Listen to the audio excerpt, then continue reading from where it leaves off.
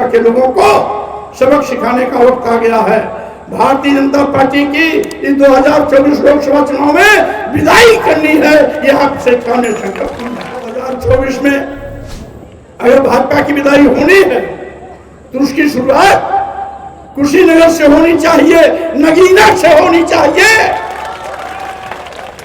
और साथियों, मैं बड़ी बात तो नहीं कहता, मैं केवल इतने कहना चाहता हूं, ये जोड़ी हमारे भाई चंद्रशेखर आजाद जी अगर नगीना से सांसद बन जाते हैं, आप लोग कुशीनगर लोकसभा से सांसद बना के हमें पार्लियामेंट भेज देते हैं, तो मात्र ये दोनों सांसद पूरी पार्लियामेंट में सब पर हावी रहेंगे।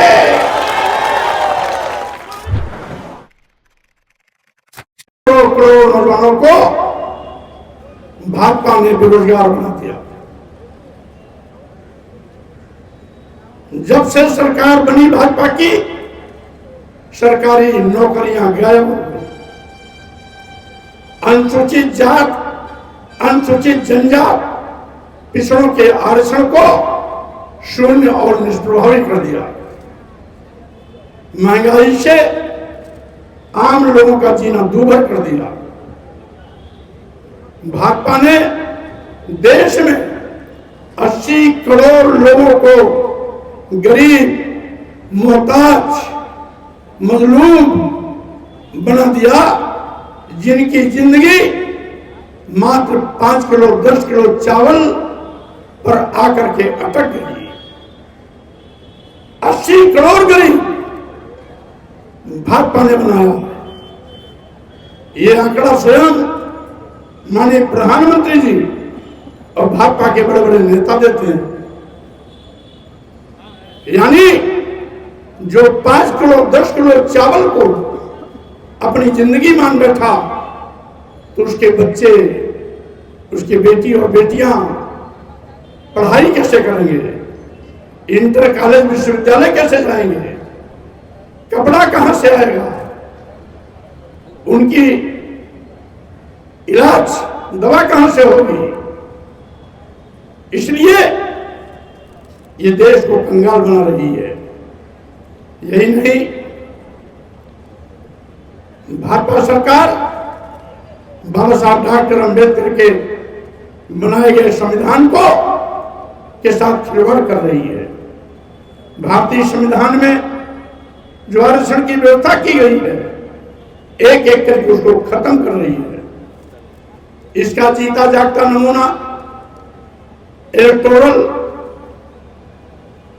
इसका जीता जागता नमूना लिटरल एंट्री के नाम पर 340 IAS मोदी जी ने बनाए हैं। उन 340 IAS में एक भी दलित नहीं है, एक भी आदिवासी नहीं है, एक भी पिछड़ा नहीं है। इसका मतलब है भाजपा सरकार दलित विरोधी है, आदिवासी विरोधी है, पिछड़ा विरोधी है। यही नहीं साथियों, आज GST के नाम पर हर छोटी बड़ी चीजों पर टैक्स लगा रही है। 2014 के पहले जिस पर GST कभी नहीं लगती थी, आज लोगों को उस पर भी GST देना पड़ रहा है। फिर भी सरकार रोती है। सरकारी नौकरी इसलिए नहीं देती, कहती है वेतन देने के लिए पैसा नहीं। रिटायर्ड कर्मचारियों को पेंशन इसलिए बंद कर दिया, कहती है पेंशन देने के लिए पैसा नहीं। किसानों का कर्जा इसलिए नहीं माफ करती, कहती है पैसा नहीं। लेकिन देश के अदानी अंबानी जैसे 55 उद्योगपतियों का कर्जा माफ करने के लिए सरकार के पास 28 लाख हजार करोड़ चुटकी बजाते खर्च करने में कोई दिक्कत नहीं महसूस होती है। भाजपा आज न केवल संविधान से खिलवाड़ कर रही है, बल्कि लोकतंत्र को भी दफनाने में लगी है। यही नहीं, देश बेचने का भी पाप कर रही है। आप जानते हैं, देश के सभी बंदरगाह बेच दिए गए, एयरपोर्ट भेज दिया गया, एयर इंडिया भेज दिया गया, सभी रेलवे स्टेशन भेज दिए गए, कई दर्जन ट्रेनें भेज दी गई और साथ ही साथ LIC जैसी बड़ी संस्था भेज दी गई। आखिर क्यों? इसका खरीदार कौन? अदानी और अंबानी। जिन सरकारी विभागों में नौजवानों को सरकारी नौकरियां मिलनी चाहिए, वो विभाग अदानी और अंबानी चलाने जा रहे हैं। इसे साथियों, आज ये केवल सामान्य चुनाव नहीं, ये देश की तकदीर का फैसला करने का चुनाव है। संविधान रहेगा या खत्म होगा, ये चुनाव इस बात का फैसला करेगा, क्योंकि संविधान बदलने की फिराक में है।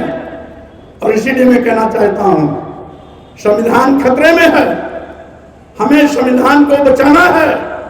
बाबा साहब डॉक्टर अंबेडकर और सामाजिक क्रांति के तमाम महादूत अग्रदूत ज्योतिबा फुले जी, छत्रपति साहू जी महाराज, बाबा साहब डॉक्टर अंबेडकर, पेरियार रामस्वामी नायकर, नारायण गुरु, संत गाडगे आदि महापुरुषों ने जिस समतामूलक समाज के लिए अपनी पूरी जिंदगी कुर्बान कर दी, आज उनके खून पसीने मेहनत की कमाई भारतीय संविधान जो समतामूलक समाज की स्थापना का पक्षधर है, वो खतरे में है।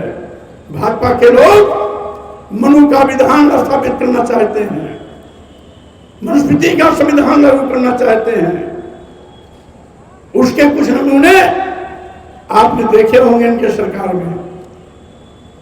ये तथाकथित गलत मानसिकता के लोग आदिवासियों के सिर पर खड़ा होकर पेशाब करने में अपनी शान समझते हैं। कहीं पर दलित आदिवासी के शरीर में मलमूत्र लेपकर खुशियां मनाते हैं, तो कहीं पर पिछड़ों दलितों आदिवासियों की कुर्सी को गंगा जल से धोकर अपने बड़प्पना पर खुशी मनाते हैं। मैं कहना चाहता हूं, आजादी के 75 साल बीत जाने के बाद भी आखिर क्यों रामनाथ कोविंद जी इस देश के महामहिम पूर्व राष्ट्रपति थे, राष्ट्रपति रहते राजस्थान के ब्रह्मा मंदिर के में उनको प्रवेश नहीं करने दिया गया, क्योंकि वो दलित समाज के थे। वर्तमान में हमारी राष्ट्रपति द्रौपदी मुर्मू जी को दिल्ली के जगन्नाथ मंदिर में जाने से रोक दिया गया, क्योंकि वो आदिवासी समाज की थी।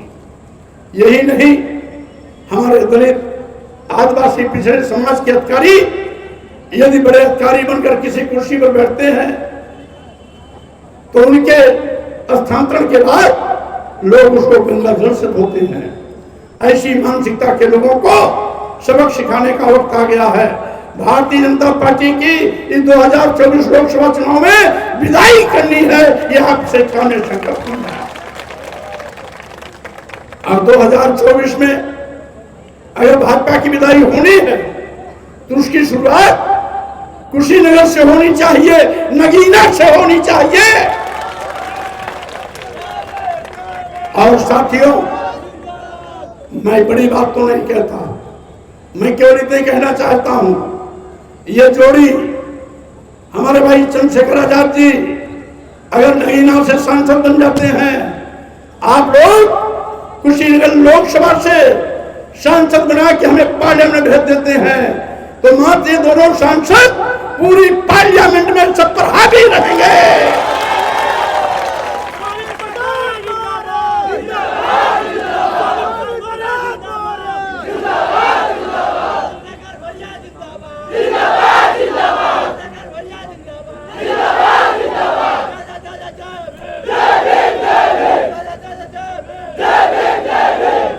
अब हमारे साथ एक नारा लगाएंगे, हम कहेंगे